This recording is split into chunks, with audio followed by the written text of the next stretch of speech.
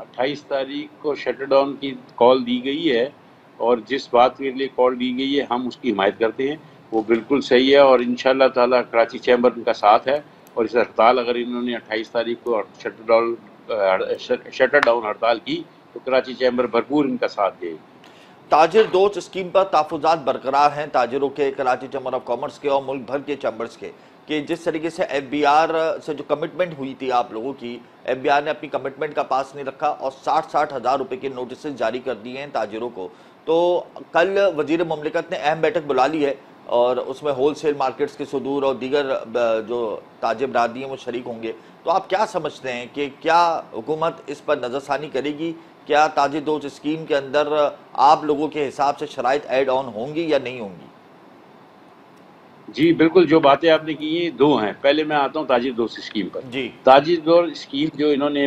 بتائی گئی تھی، اور جس طرح ہمارے کو یہ انہوں نے اچھی طرح جو ہے اس کو بتایا نہیں ہے، لیکن جو ہم نے سنی ہے اور جو ہم نے باتیں سنی ہیں کہ 1000 اور 1200 روپے کا پر منتھ انہوں نے نوٹسز کا کہا تھا کہ جی ایڈوانس ٹیکس میں جائے گا تاجر دوست، لیکن اور کوئی ایسے آدمی کو ٹیکس نوٹس جاری نہیں ہوگا جو آدمی آلریڈی رجسٹرڈ ہے۔ لیکن اب پوری مارکیٹوں کو 60,000 روپے کے نوٹسز آ رہے ہیں، جی جو رجسٹرڈ ہیں اس کو بھی آ رہے ہیں، جو رجسٹرڈ نہیں ہے اس کو بھی آ رہے ہیں۔ تو 60,000 روپیہ مہینہ، ہمارے تو دکانداروں کا اتنا کرایہ نہیں ہے، 15,000 روپیہ کرائے کی دکان پر وہ بیٹھے ہیں اور 60,000 روپیہ ایڈوانس گورنمنٹ ٹیکس مانگ رہی ہے، جو بالکل ناجائز ہے۔ ہم اس کی مذمت کرتے ہیں اور ہم سے مطالبہ کرتے ہیں گورنمنٹ سے کہ یہ فوری طور پر جو ہے نا یہ نوٹسز کو واپس لے، اس کا نوٹس لے کہ یہ تاجر دوست اسکیم میں یہ کہاں لکھا تھا اور کس طریقے سے آپ لوگوں کو پریشان کر رہے ہیں اور پوری مارکیٹوں کو پریشان کر رہے ہیں، جس کی ہم بالکل مذمت کرتے ہیں، اور ہم گورنمنٹ سے مطالبہ کرتے ہیں کہ تاجر دوست اسکیم جو ہے اس کو ریوزٹ کرے اور ابھی فی الحال فوری طور پر اس کو اسٹاپ کیا جائے۔ دوسری یہ بات جو آپ نے کی ہے، جو جی اسلام آباد میں ملاقات ہے وہ ود ہولڈنگ کی، دیکھیں ود ہولڈنگ ٹیکس جو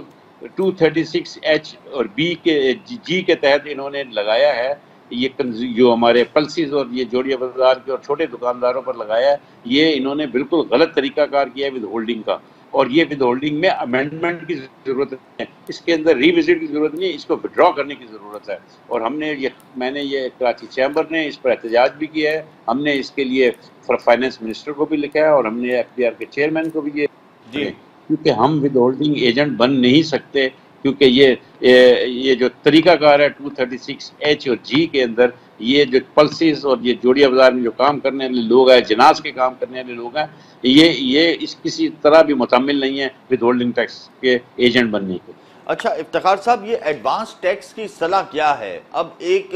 تاجر یا ایک بزنس مین آلریڈی ٹیکس دے رہا ہے اور متعدد ٹیکس وہ آلریڈی پے جی کر رہا ہے، اوپر سے ایڈوانس ٹیکس کی مد میں اگر اس کے اوپر مزید ٹیکسز کا بوجھ ڈال دیا جائے تو اس کا تو یہ کہنے کہ جب تک میں کماؤں گا نہیں تو میں ایڈوانس ٹیکس کہاں سے دوں گا؟ میری انکم ہوگی تو میں ایڈوانس ٹیکس دوں گا نا۔ تو یہ اصطلاح کس جی وجہ سے بالکل، عائد آپ کی گئی ہے؟